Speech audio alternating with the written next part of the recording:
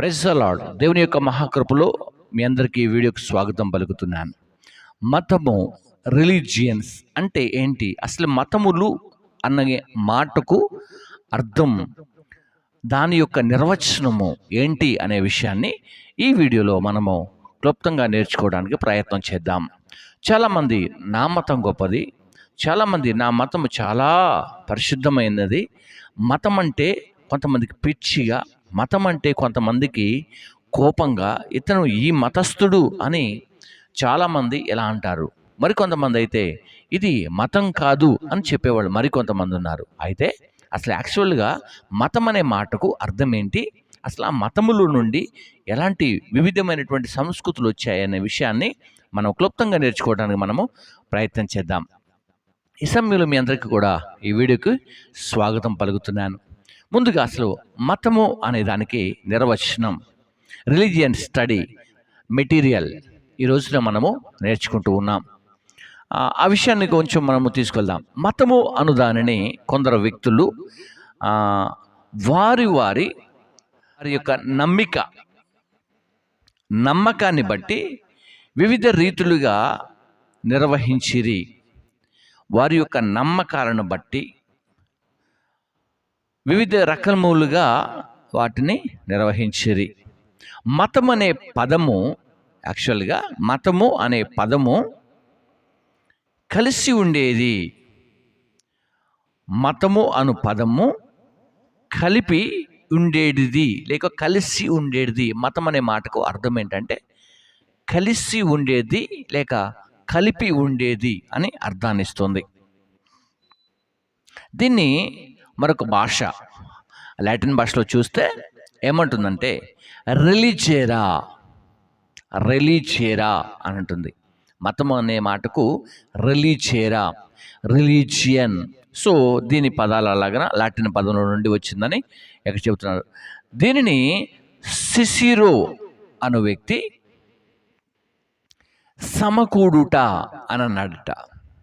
సిసిరో అనే వ్యక్తి దీన్ని ఏమన్నాడట, సమకూడుట అంటే అందరూ కూడా ఒక చోటికి సమకూర్చబడుట అని అర్థమిచ్చు.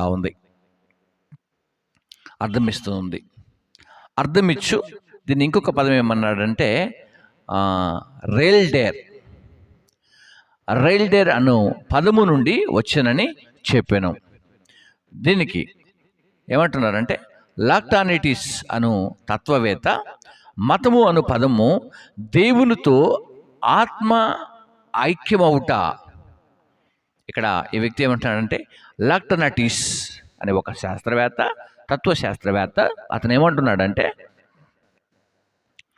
మతము అను పదము దేవునితో ఐక్యమవుట అను అర్థమిచ్చు గెలిగేర్ అను లాటిన్ పదము నుండి వచ్చానని చెప్పాను. అర్థమైందా? మొత్తానికి ఏమని అర్థాన్ని తీసుకొచ్చిందంటే మతము అనేది ఒక విశ్వాసం అని, మతము అనేది ఒక చోటికి సమకూర్చబడేదని, మతము అనేది కలిసి ఉండేదని, మతము అనేది దేవునితో ఐక్యమయ్యేది అని. అలాంటప్పుడు మరి కొంతమంది మత పేరిట విధ్వంసాలు, మత పేరిట అనేకమైనటువంటి కార్యక్రమాలు చేస్తున్నారు, వికృతమైనటువంటి కార్యక్రమాలు. అసలు మతం అనే మాటకు అర్థం తెలియనటువంటి వారు ఇంకా చాలామందే ఉన్నారు. అయితే ఇక్కడ మనకు చెప్పినటువంటి లాక్టనాటిస్ అనే తత్వవేత్త చెప్పినట్టుగా దేవునితో ఆత్మ ఐక్యమవుట అని చెప్పాడు. సో అలాంటప్పుడు ప్రేమటువంటి దేవుని ప్రజలారా, ఈ వీడియో చూస్తున్నటువంటి స్నేహితులారా, మరి అంత గొప్ప పదాన్ని, అంత గొప్ప మాటని అనవసరంగా వేరే విధాలుగా వాడి ఒకరి మీద మరొకరి మీద ఇంకొకరి మీద ఇంకొకరు ఏం చేస్తున్నారంటే ఫైట్ చేస్తున్నారు. దేవునితో ఐక్యమయ్యేవారు గొడవలు పెట్టుకుంటారా? దేవునితో ఐక్యపరిచేవారు ఇలాంటి విధ్వంసకాండలు జరిగిస్తారా? దేవునితో ఐక్యపరచబడేవారు ఇలా మాట్లాడగలుగుతారా? కనుక దేవునితో ఐక్యమయ్యే ప్రతి మతము కూడా శాంతిని కోరుకుంటుంది.